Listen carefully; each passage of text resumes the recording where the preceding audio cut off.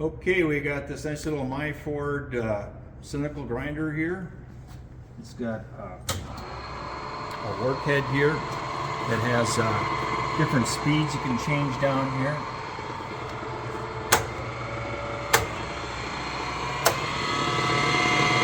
You can really get zing in there.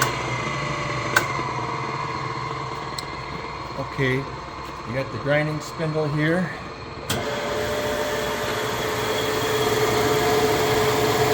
It has a coolant pump down there right now, but it ain't plugged in right now, but it's going to plug it, coolant pump there. You run the head in and out like this. It's on fine feed right now. With this quick release thing here for putting things in the center here.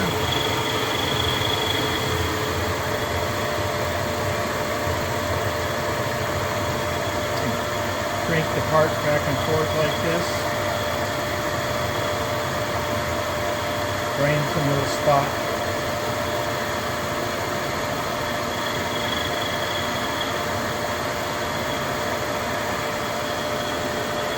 High quality English made grinding machine here.